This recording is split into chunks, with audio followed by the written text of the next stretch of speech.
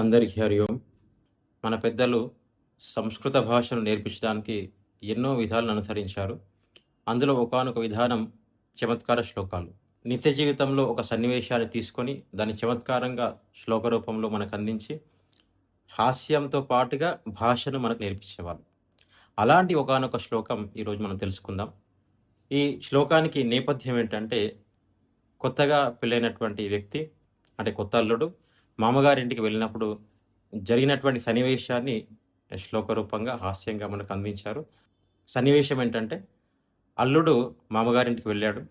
కొత్త అల్లుడు కాబట్టి మర్యాదలు చాలా చేస్తూ ఉన్నారు. పొద్దున లేచినప్పటి నుంచి పడుకునేంత వరకు చాలా అద్భుతంగా మర్యాదలు, సేవలు చూసినటువంటి అల్లుడు, ముఖ్యంగా ఈ మర్యాదలు మన తెలుగునాట అందరికి తెలిసినటువంటివే.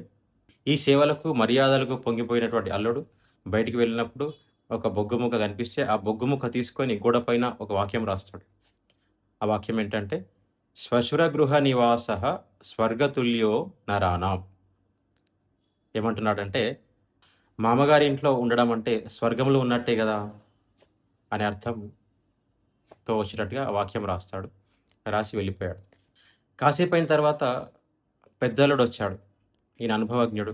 అంటే మామగారి పెద్ద కూతురి యొక్క భర్త.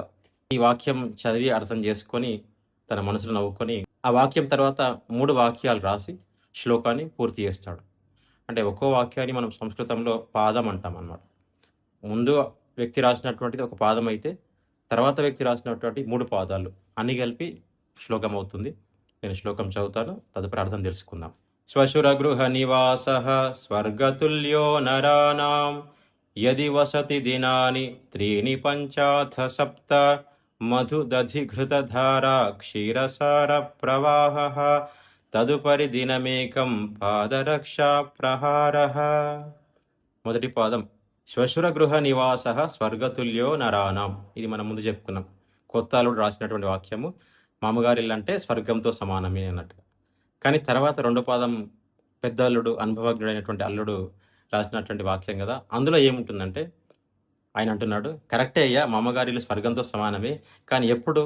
యది వసతి దినాని త్రీని, ఒక 3 రోజులుంటేను, పంచ 5 రోజులుంటేను, అత సప్త 7 రోజులుంటేను, 3, 5, 7 రోజులుంటేనే స్వర్గం అవుతుంది. అప్పుడు ఎలా ఉంటాయి మర్యాదలు?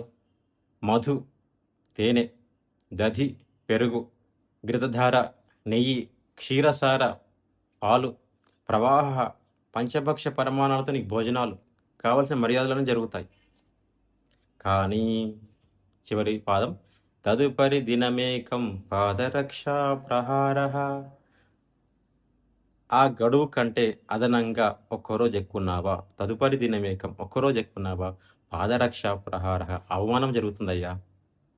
ఎన్ని రోజులు ఉండాలి అన్ని రోజులు వెళ్ళిపో అక్కడ. ఎంత కొత్త అల్లుడు అయినా ఉండాల్సినటువంటి రోజులు దాటి ఎక్కువ రోజులు ఉంటే వాళ్ళు కూడా సంతోషించరు.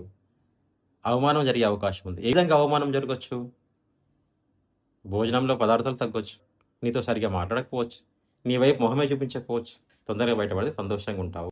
ఇంత చమత్కారమైన శ్లోకంలో ఒక సూక్ష్మ విషయాన్ని పట్టుకోవచ్చు. ఏంటంటే, ఏదైనా కొత్త ప్రదేశానికి మనం వెళ్ళినప్పుడు అక్కడ మన పని అయిన తర్వాత ఆ ప్రదేశం బాగుంది కదా, సౌకర్యంగా ఉంది కదా అని ఎక్కువ అదనంగా మనం అక్కడ ఉంటే అవమానం జరిగే అవకాశం ఉందేమో అనే జాగ్రత్త మనకు చెప్పడం జరిగింది.